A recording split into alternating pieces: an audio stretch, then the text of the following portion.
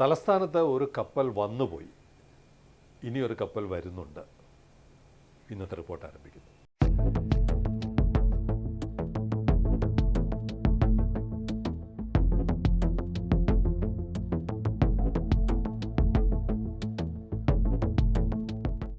MV furious എന്ന് പറയുന്ന ഒരു കപ്പലിൻ്റെ കഥ നമ്മൾ നേരത്തെ റിപ്പോർട്ട് ചെയ്തിരുന്നു.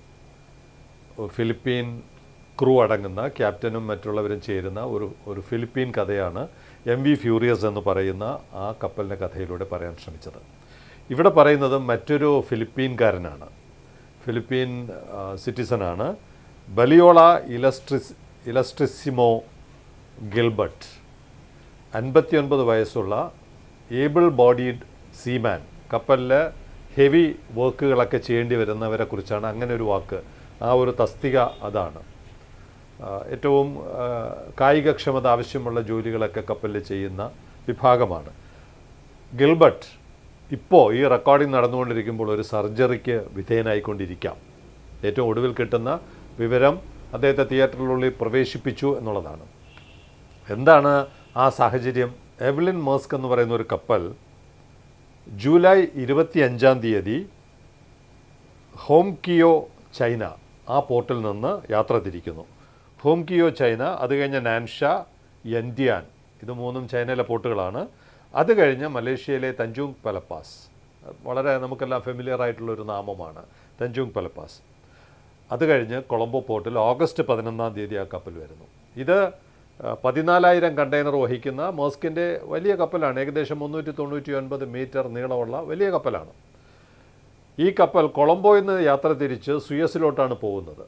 അങ്ങനെ നമ്മുടെ മുമ്പിലൂടെ ആ കപ്പൽ കടന്നു പോകുന്നത് ഈ ഞായറാഴ്ചയായിരുന്നു. 13 ഞായറാഴ്ച ഈ കപ്പൽ തലസ്ഥാനത്തെ കടലിലെത്തുമ്പോൾ നമ്മുടെ കോസ്റ്റ് ഗാർഡിന് ഒരു റിക്വസ്റ്റ് കിട്ടുന്നു. വളരെ ഫ്രാൻറ്റിക്കായിട്ടുള്ള ഒരു വിളിയാണ്. അവിടെ കപ്പലിലൊരു രോഗി, വളരെ സീരിയസ് ആയിട്ടുള്ള ഒരു രോഗിയുണ്ട്, രക്ഷപ്പെടുത്തണം, മെഡിക്കൽ എമർജൻസി ആവശ്യമുണ്ട് എന്നുള്ളതായിരുന്നു കിട്ടിയ മെസ്സേജ്. ഓഗസ്റ്റ് മാസം 13 ഉച്ചയ്ക്ക് 2:15 ആ സന്ദേശം കിട്ടുന്നത്. Coast guard, mercantile marine department, ബോംബെയിലെ mercantile marine department, navy, air force, അങ്ങനെ സെക്യൂരിറ്റി, ഡിഫൻസ് എല്ലാവരും കൂടി ആലോചിച്ച് ഒരു ഓപ്പറേഷൻ പ്ലാൻ ചെയ്യുന്നു. ഏകദേശം വളരെ ക്വിക്കായിട്ട് അവർ പ്രവർത്തിച്ചു. 14:15 തുടങ്ങിയത് 2:30 തന്നെ അതിൻ്റെ പ്ലാൻ അത് സംബന്ധിച്ച കാര്യങ്ങൾ നീക്കി. എന്തായാലും കൊച്ചിയിൽ നിന്ന് ഹെലികോപ്റ്റർ പുറപ്പെട്ടു. അപ്പോൾ അതിനുവേണ്ടിയുള്ള ഒരുക്കങ്ങൾ നടത്തിയത് ഇൻച്ച്കേപ്പ് ഷിപ്പിംഗ് എന്ന് പറയുന്ന എറണാകുളത്തെ ഷിപ്പിംഗ് ഏജൻസിയും തിരുവനന്തപുരത്തെ ഗാങ്വേ ഷിപ്പിംഗ് എന്ന് പറയുന്ന 2 കമ്പനികളുടെ കോർഡിനേഷനിലാണ് ഗവൺമെൻറ് ഏജൻസികളെ സമീപിക്കുകയും ഗവൺമെൻറ് ഏജൻസി അതിൻ്റെ കോർഡിനേഷൻ മുഴുവൻ നടത്തുകയും ചെയ്തത്. അങ്ങനെ കൊച്ചിയിൽ നിന്ന് ഹെലികോപ്റ്റർ തിരുവനന്തപുരം കടലിലോട്ട്, പുറംകടലിലോട്ട് വരികയും ഈ രക്ഷാപ്രവർത്തനം നടത്തുകയും ചെയ്തു. നടത്താൻ പല ശ്രമങ്ങളും നടത്തി. അതിനിടയ്ക്ക് വളരെ കൗതുകമുള്ള ഒരു കാര്യം സംഭവിച്ചത്, ഈ എവ്ലിൻ മേഴ്സ്കിൻ്റെ യാത്ര ഒരല്പം ദൂരെ കൂടിയായിരുന്നു. നമ്മുടെ കടലിൻ്റെ കുറച്ച് അകലെ കൂടി പോകുന്ന കപ്പലിന് ഈ രക്ഷാപ്രവർത്തനത്തിന് വേണ്ടി കുറച്ചുകൂടെ കരയിലോട്ട് വരാൻ കോസ്റ്റ് ഗാർഡ് അല്ലെങ്കിൽ മെർക്കൻറ്റൈൽ മറൈൻ ഡിപ്പാർട്ട്മെൻറ്റ്, അവരുടെ രക്ഷാപ്രവർത്തനം നടത്തുന്ന ഡിപ്പാർട്ട്മെൻറ്റ് ആവശ്യപ്പെടുന്നു. അങ്ങനെ അതനുസരിച്ച് കപ്പൽ കരയിലോട്ട് വരികയാണ്. അപ്പോൾ ഇത് നമുക്കിപ്പോൾ വളരെ വ്യക്തമായിട്ട് മനസ്സിലാവുന്നുണ്ട്, കപ്പലിൻ്റെ റൂട്ട് മനസ്സിലാവുന്നുണ്ട്, ഇവരുടെ ആവശ്യപ്രകാരം കപ്പൽ എത്രത്തോളം കരയിലോട്ട് വരുന്നു, അത് കഴിഞ്ഞ് വീണ്ടും ഈ ദൗത്യം നിർവഹിച്ചു കഴിഞ്ഞപ്പോൾ കപ്പൽ എങ്ങനെ പോകുന്നു എന്നുള്ളതെല്ലാം ഈ പുതിയ കാലത്ത് ഇതെല്ലാം നമുക്ക് മനസ്സിലാക്കാനും അതിൻ്റെ വിവരങ്ങൾ പഠിക്കാനും ഒക്കെ മനസ്സിലാവും. അപ്പോൾ അങ്ങനെ ഈ കപ്പൽ കരയിലോട്ട് വന്നപ്പോൾ അതിൻ്റെ ഒരു ലാറ്റിറ്റ്യൂഡ് ലോഞ്ചിറ്റ്യൂഡ് എന്ന് പറയുന്നത് 8.20 ഡിഗ്രി നോർത്ത്, 76.37 ഡിഗ്രി ഈസ്റ്റ്, ഈ പറയുന്ന ഒരു ഏരിയയിലാണ്, ഈ പറയുന്ന ലാറ്റിറ്റ്യൂഡ് ലോഞ്ചിറ്റ്യൂഡ് എന്ന് പറയുന്ന സ്ഥലത്താണ് ഈ കപ്പൽ വന്ന് ഈ രക്ഷാപ്രവർത്തനത്തിന് വേണ്ടി നിന്നത്. അപ്പോൾ ഇത് ഏകദേശം എത്ര അകലമുണ്ട് നമ്മുടെ വിഴിഞ്ഞം കടലിൽ നിന്ന് അല്ലെങ്കിൽ തിരുവനന്തപുരത്തെ കടലിൽ നിന്ന് എത്ര അകലമുണ്ട് എന്ന് പരിശോധിക്കുമ്പോൾ അത് ഏകദേശം 50 കിലോമീറ്ററാണ്. തീരത്തു നിന്നും ഏകദേശം 50 കിലോമീറ്റർ, ഒരു 28 നോട്ടിക്കൽ മൈൽ അകലത്തിലാണ് ഈ ഒരു രക്ഷാപ്രവർത്തനം നടത്തിയത്. ഈ വിവരം നാവികനായ പ്രവീൺ സുകുമാർ, സിംഗപ്പൂരിലിരിക്കുന്ന പ്രവീൺ സുകുമാരനാണ് എനിക്ക് കൃത്യമായി കണക്ക് ഈ കോർഡിനേറ്റ്സ് കിട്ടിയപ്പോൾ ലാറ്റിറ്റ്യൂഡും ലോഞ്ചിറ്റ്യൂഡും ഞാൻ അദ്ദേഹത്തിന് നൽകിയപ്പോൾ അദ്ദേഹം ആ കണക്ക് കൃത്യമായും മനസ്സിലാക്കി. ഏകദേശം ഈ ദൂരത്തിലായിരിക്കാം ഇത് നടത്തിയത് എന്നുള്ള വിവരം. ഇതൊക്കെ നമുക്കിപ്പോൾ മനസ്സിലാകാൻ എളുപ്പമാണ്. അങ്ങനെ കൊച്ചിയിൽ നിന്ന് വന്ന ഹെലികോപ്റ്റർ ഈ ഒരു അകലത്തിൽ 5 പ്രാവശ്യം, ഇത് കൊച്ചിയിൽ നിന്ന് പുറപ്പെടുന്നത് ഏകദേശം വൈകുന്നേരം 7:30-ക്കാണ്. 7:30-ക്കാണ് ആ ഹെലികോപ്റ്റർ അവിടെ നിന്ന് പുറപ്പെട്ട്. ഞായറാഴ്ചയാണ്, നമ്മൾ ഓർക്കണം.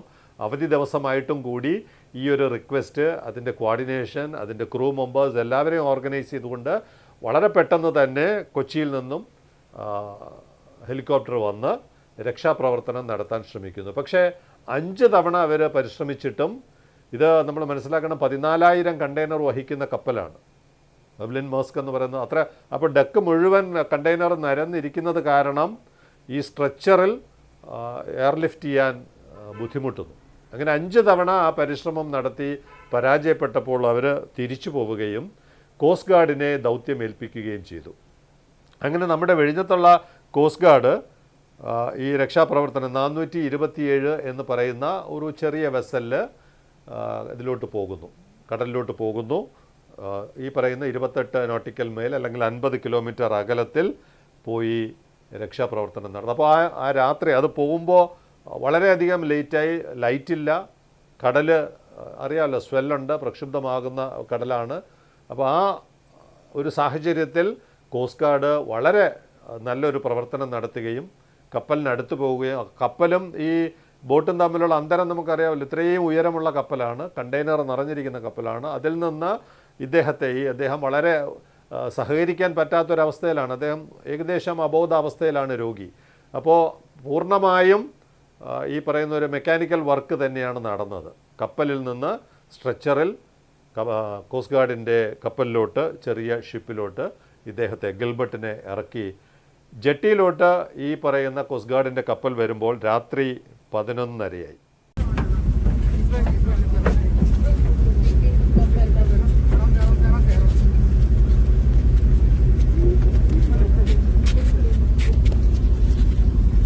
അപ്പോൾ അത്രയും അകലെ നിന്നുകൊണ്ട്, അല്ലെങ്കിൽ കാര്യക്ഷമമായ ഒരു പ്രവർത്തനം മൊത്തം ഇന്ത്യൻ ഡിഫൻസിനും നേവിക്കും എല്ലാം ചെയ്യാൻ കഴിഞ്ഞതിൻ്റെ ഫലമായിട്ടാണ് ഈ ഗിൽബർട്ട് എന്ന് പറയുന്ന ആളെ തക്ക സമയത്ത് ആശുപത്രിയിൽ എത്തിക്കാൻ കഴിഞ്ഞത്.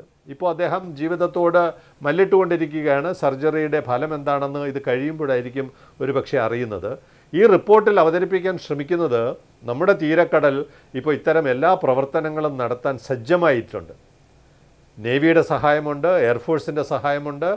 എയർലിഫ്റ്റ് ചെയ്ത് കൊണ്ടുവരാണെങ്കിൽ ഈ ടെക്നിക്കൽ ഏരിയ, തിരുവനന്തപുരത്തെ എയർഫോഴ്സിൻ്റെ ടെക്നിക്കൽ ഏരിയയിൽ ക്രൂ, ഗാങ്വേ ഷിപ്പിങ്ങിൻ്റെ ടീം മുഴുവൻ അനുവിൻ്റെ നേതൃത്വത്തിൽ അവർ റെഡിയായി നിൽക്കുകയായിരുന്നു. അപ്പോൾ ലോകത്തെ ഒരു നാവിക താവളം, ഇടത്താവളം എന്നുള്ള നിലയ്ക്ക് അടിയന്തര സേവനങ്ങൾ നൽകാൻ കഴിയുന്ന തരത്തിൽ തലസ്ഥാനം വളർന്നു കഴിഞ്ഞു എന്നുള്ളൊരു മെസ്സേജാണ് ഇതിലൂടെ നമുക്ക് ലോകത്തെ അറിയിക്കാൻ കഴിയുക. ഈ ഫിലിപ്പീൻ നാഷണാലിറ്റിയായ ഗിൽബർട്ട് നഗരത്തിലെ കിംസ് ഹോസ്പിറ്റലിലാണ് ഇപ്പോൾ സർജറിക്ക് വിധേയനായിക്കൊണ്ടിരിക്കുന്നത്. അദ്ദേഹത്തിന് ആരോഗ്യം തിരിച്ചു കിട്ടട്ടെ എന്നുള്ള ആശംസ നമുക്ക് നൽകാം. അങ്ങനെ തിരുവനന്തപുരവും തലസ്ഥാനവും ആഗോള കപ്പൽ മേഖലയ്ക്ക് ഒരു ആശ്വാസ കേന്ദ്രമായി മാറുന്ന ഒരു വാർത്ത നൽകുന്നതിനോടൊപ്പം തന്നെ വിഴിഞ്ഞം പദ്ധതിയുടെ പൂർത്തീകരണത്തിൻ്റെ ഭാഗമായി ചൈനയിൽ നിന്ന് തിരിക്കുന്ന ക്രെയിനും കൊണ്ടുവരുന്ന കപ്പൽ ഏതാണെന്നുള്ള വിവരവും നമുക്ക് ലഭിച്ചു കഴിഞ്ഞു. ആദ്യമായിട്ടാണ് ഈ വിവരം പുറം ലോകത്തെ അറിയിക്കുന്നത്. ഷെൻഹുവ 15, ഷെൻഹുവ 15 എന്ന് പറയുന്ന കപ്പലിലാണ് ക്രെയിൻ കൊണ്ടുവരാൻ പോകുന്നത്. ഷാങ്ഹായ് ഷെൻഹുവ ഷിപ്പിംഗ് കമ്പനി ആണ് ഇതിൻ്റെ ദൗത്യം ഏറ്റെടുത്തിരിക്കുന്നത്. സെപ്റ്റംബർ 14 ഇവിടെ അടുപ്പിക്കുക എന്നുള്ളതാണ് ലക്ഷ്യമെങ്കിലും അതിനേക്കാൾ വളരെ നേരത്തെ അവിടെ നിന്ന് തിരിച്ചാൽ മാത്രമേ ഈ വിവരം, ഈ കപ്പലിന് കൃത്യസമയത്ത് ഇവിടെ എത്താൻ പറ്റുള്ളൂ. അപ്പോൾ എന്തായാലും ആ ഷെഡ്യൂൾ, ആ വോയേജിനെ സംബന്ധിച്ചിട്ടുള്ള ഒരു ക്ലാരിറ്റി ഇപ്പോൾ വന്നു. കപ്പൽ ഇതാണ്, ഷെൻഹുവ 15 എന്ന് പറയുന്ന കപ്പലിലാണ് കൊണ്ടുവരുന്നത്. ആ കപ്പലിൻ്റെ പ്രത്യേകത ഒരു സെമി സബ്മേഴ്സിബിൾ ഹെവി ലിഫ്റ്റ് കാരിയറാണ്. ഇത് നോർമലി പോർട്ടുകൾക്ക് ആവശ്യമായിട്ടുള്ള ഇത്തരം ഹെവി എക്യുപ്മെൻറ്റ്സ് ട്രാൻസ്പോർട്ട് ചെയ്യുന്ന കപ്പലാണ് ഈ പറയുന്ന ഷെൻഹുവ 15. അപ്പോൾ ആ കപ്പലിൽ ആണ് ചൈനയിലെ ഷാങ്ഹായ് തുറമുഖമാണോ അതല്ല അടുത്തുള്ള വേറെ ഏതെങ്കിലും തുറമുഖമാണോ എന്നുള്ള വിവരം നമുക്കിനി ഇനിയുള്ള സമയങ്ങളിൽ അറിയാൻ പറ്റും. എന്തായാലും ഇത്രയും കാര്യങ്ങൾ നമുക്കിപ്പോൾ മനസ്സിലാക്കാൻ കഴിഞ്ഞു. ഒരു കപ്പൽ വന്ന് പോയതിൻ്റെ കഥ പറയുന്നതിനോടൊപ്പം ഇനി വരാൻ പോകുന്ന ഒരു കപ്പലിൻ്റെ കഥയും കൂടിയാണ് ഈ അവസരത്തിൽ പറയാൻ ശ്രമിക്കുന്നത്. ഈ ഒരു ഡെസ്റ്റിനേഷൻ ആഗോളതലത്തിൽ ശ്രദ്ധിക്കപ്പെട്ടു തുടങ്ങുന്നു എന്നുള്ളതിൻ്റെ ഭാഗമായി വേണം നമ്മൾ ഈ രണ്ട് സംഭവങ്ങളെയും വിലയിരുത്താൻ. ഡബിൾ ഡെക്കർ ചാനൽ ഈ പറയുന്ന ഷെൻഹുവ 15 ചൈനയിൽ നിന്ന് യാത്ര തിരിക്കുന്നത് മുതൽ വിഴിഞ്ഞത്ത് ആ കപ്പൽ എത്തിച്ചേരുന്നത് വരെയുള്ള ഓരോ മണിക്കൂറിലെയും അല്ലെങ്കിൽ 3-4 മണിക്കൂർ ഇടവിട്ട് ഈ കപ്പലിൻ്റെ യാത്ര പിന്തുടരുവാനുള്ള ക്രമീകരണങ്ങൾ ഞങ്ങൾ ഏർപ്പാട് ചെയ്തിട്ടുണ്ട്. പ്രേക്ഷകർക്ക് ലൈവായിട്ട് തന്നെ ഓരോ പ്രധാന ഘട്ടങ്ങളിൽ ഓരോ രാജ്യം പിന്നിടുന്നത് അല്ലെങ്കിൽ ഓരോ പോർട്ടിൻ്റെ സമീപമുള്ള യാത്ര തുടങ്ങിയ കാര്യങ്ങൾ വിഴിഞ്ഞത്ത് എത്തുന്നത് വരെയുള്ള വിവരങ്ങൾ നൽകുവാൻ ഞങ്ങൾ പരമാവധി ശ്രമിക്കും. അത്തരത്തിൽ വിഴിഞ്ഞത്തെ ഒരു പ്രധാന മൈൽ സ്റ്റോൺ പിന്നിടുന്ന വാർത്ത ഈ റിപ്പോർട്ടിനോടൊപ്പം അവതരിപ്പിക്കുവാനാണ് ഞങ്ങൾ ശ്രമിച്ചത്. ഈ റിപ്പോർട്ട് ഇവിടെ അവസാനിപ്പിക്കുന്നു.